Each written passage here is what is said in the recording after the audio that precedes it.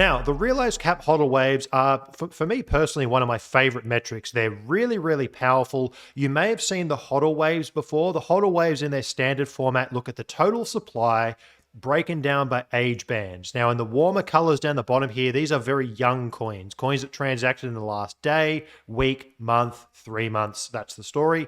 In the traditional HODL waves, we're looking at on a BTC denomination. So of the total supply, how many of the coins themselves are actually in those buckets? Now, generally speaking, some people obviously think about things in terms of BTC value, but the problem with the original HODL waves is that Satoshi's coins, for example, so there's 1.1 million Bitcoin which are over 10 years old, they would otherwise be in the purple zone, which, as you can see in the realized cap HODL waves, is extremely small, basically non-existent.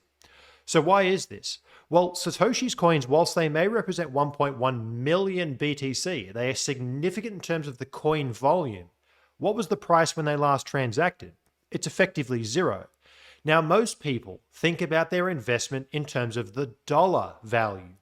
This is how most people make their decisions in markets. And with Bitcoin, it makes sense to, at the very least, conceptualize things with that price element in mind.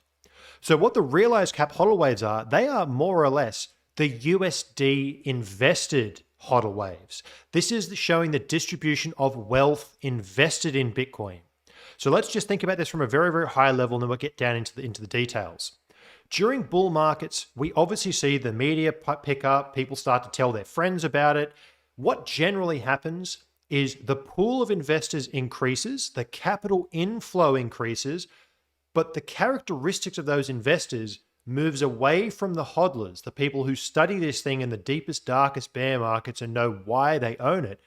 And the wealth transitions, as you can see with these warm colors, towards new, brand new speculators. This was me back here in 2018. Very, very first thing I ever bought in my life was Bitcoin at the absolute top of the bull. So I was a very unsophisticated, uneducated, unknowing investor thinking I was doing the exact right thing when it was the exact wrong thing. Now, what happens during bear markets? You get the exact opposite. The price insensitive hodlers, slowly but surely, the speculators leave, the insensitive hodlers just slowly accumulate, take those coins off. It's a long, slow, gradual, boring, painful process. But these cooler colors, those older coins, swell in scale. So that's the macro view, but obviously this happens at all time frames. You get these bursts when you get these older coins get spent. Remember, coins can be binary. They're either old or young. They can't be both. So for young coins to increase, it means your old coins were spent and vice versa. This is where we can see the capital rotation occurring.